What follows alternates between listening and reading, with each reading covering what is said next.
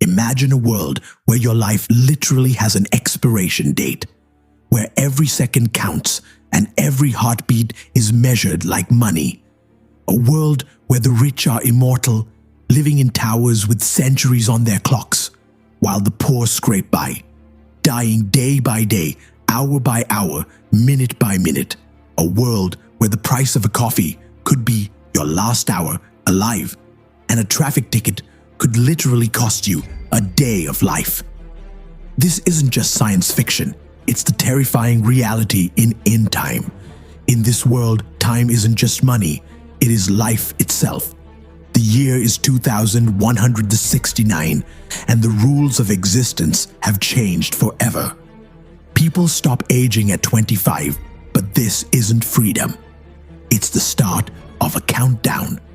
At that age, a glowing digital clock appears on everyone's arm, displaying the exact amount of time they have left to live.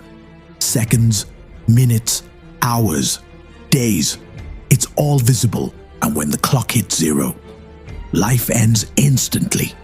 Every purchase, every interaction, every single action comes at a cost. Your time. Want to eat? Pay. Want to travel? Pay. Want to survive past today? You better find more time. The city is divided into strict zones. The poor live in the ghettos, scraping by with minutes and hours, constantly fearing that their time will run out.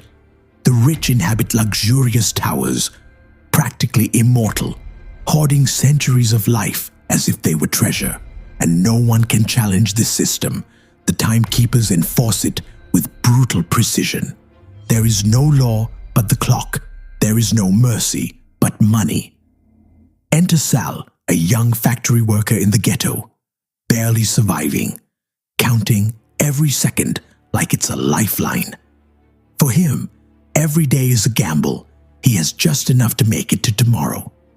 His mother's clock is always running low. Friends die when their time runs out, disappearing into nothing, and the wealthy towers seem untouchable, untouchably immortal. Sal's life is ordinary, yet terrifying. He lives every moment under the shadow of death. Everything changes in an instant. One night, a mysterious man, desperate and dying, transfers all his time to Sal. A gift of over 100 years. Suddenly Sal, a man from the ghetto who couldn't dream of surviving the week, now holds more life than the richest elite. But with fortune comes danger. The timekeepers mark him as a target. The rich fear him. Every second now carries deadly consequences. Sal isn't just surviving anymore. He's being hunted. And in this world, time is the deadliest weapon of all. As Sal navigates this new reality, he crosses paths with Sylvia, a wealthy heiress who is bored with her eternal life, disgusted by the corruption, and haunted by the unfairness that keeps the poor dying while the rich thrive. Together, they realize the power of time isn't just survival, it's rebellion. They hatch a plan to redistribute time, to steal from the rich and give to the poor. But the deeper they go, the more dangerous it becomes. The timekeepers are relentless, tracking every transaction, every second stolen. Every choice carries risk. Every second wasted could be their last. The first heist is a masterclass in tension. Sal and Sylvia break into a rich man's home, a fortress where centuries of life are stored like gold. The adrenaline is palpable. Every second stolen feels like a heartbeat on the edge of death. Guards, alarms, high-tech security. Nothing stops the flow of time except risk and courage. And it's here that the world of in time becomes truly terrifying. Seconds are lifelines, and the rich guard theirs with everything they have. For the poor, every second gained is a moment of freedom. The tension escalates with every tick of the clock. Can you imagine living every day knowing that a single mistake could end your life instantly? Would you dare to take a life-saving risk like Sal? As the first heist ends, Sal and Sylvia escape with their lives and a fortune of stolen time, but the consequences are immediate. Timekeepers are closing in. Every move is being watched, and for the first time, Sal sees the fragility of life through the lens of this cruel society. One wrong move, 1 second miscalculated, and centuries of stolen life can vanish in an instant. The ghetto is watching, hoping, praying for change. And Sal, the unlikely hero, holds the key. The stakes escalate exponentially. Sal and Sylvia are now fugitives, and their actions inspire the poor to hope. But hope comes at a price. The Timekeepers are relentless, employing every trick and weapon to hunt them down.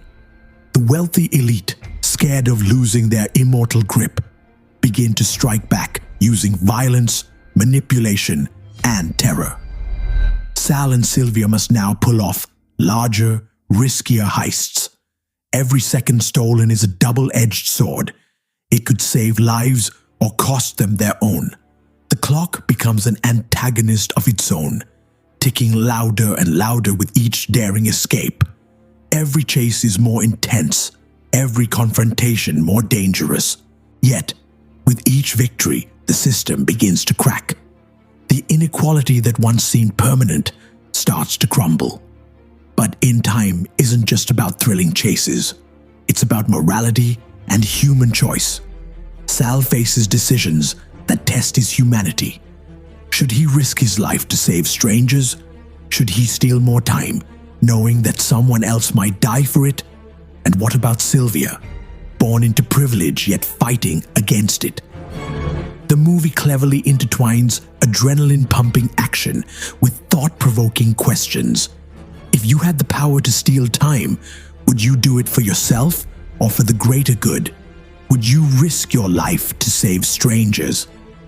Montages of heists show Sal and Sylvia infiltrating the richest towers, dodging futuristic security systems, and stealing vast amounts of time.